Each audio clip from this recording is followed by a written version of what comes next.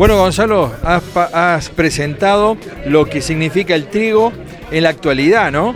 Y cuántos cambios ha tenido para la gente que no conoce lo que significa el cultivo para nuestro país, para nuestra provincia de Córdoba.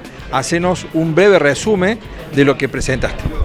Bueno, la verdad que, Iván, el trigo es uno de los cultivos más importantes que tenemos en nuestro país, después de la soja y el maíz. Es el cultivo que más área se siembra en contraestación de la soja y el maíz.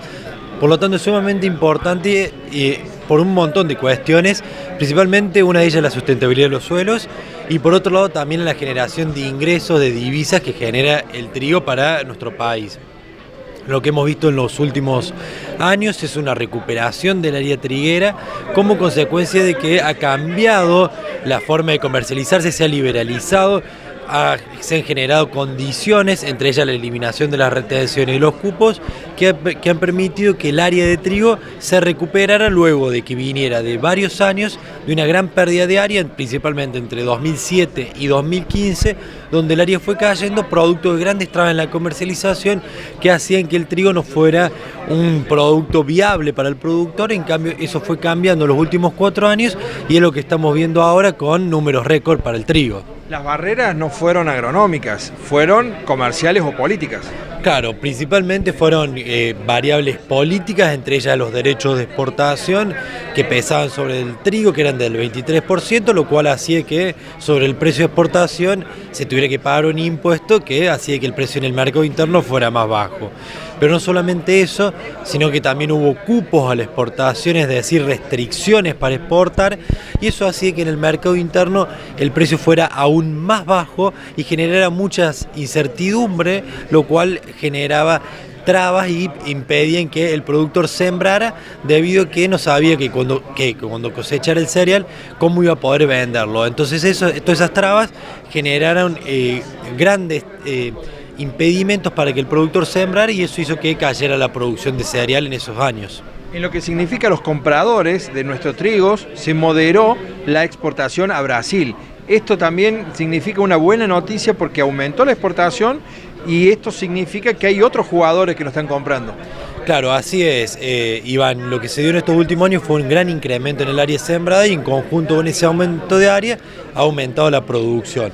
Con una mayor producción tenemos más saldos para exportar y eso hace que en los últimos años hemos exportado en torno a las 12 millones de toneladas, lo cual son números muy grandes para Argentina.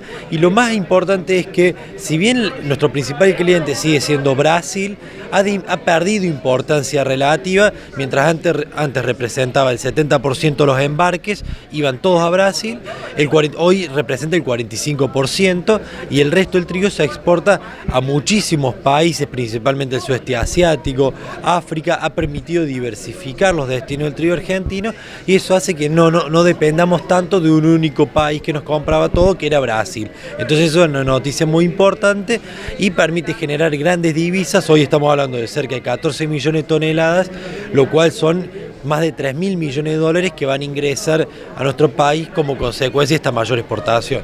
¿Esos dólares repercuten automáticamente en las regiones donde se produce y se comercializa el trigo? ¿Y al productor le acorta el año, como siempre se dijo?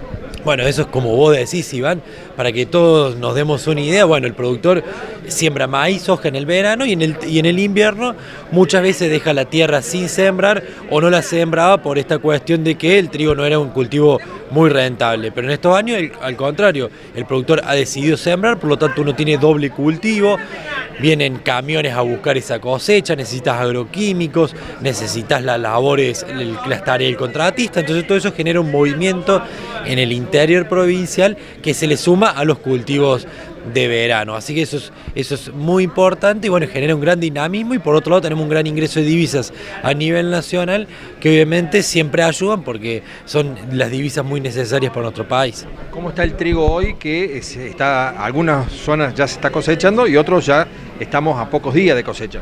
Bueno, hemos tenido algunos problemas con escasez de lluvias, principalmente en el periodo crítico, pero hoy estamos estimando una producción de 4,5 millones de toneladas en la provincia de Córdoba, lo cual es el segundo mayor volumen de la historia de la provincia, refleja el gran incremento de toda la producción, cuando antes estamos produciendo en promedio 1,5 millones, 2 millones de toneladas. Así que eso es lo que estamos viendo para la provincia en esta campaña, que ya está empezando, ya está con un avance de cosecha bastante importante. ¿Cómo se ubica la provincia de Córdoba en el ranking de producción y qué porcentajes tenemos?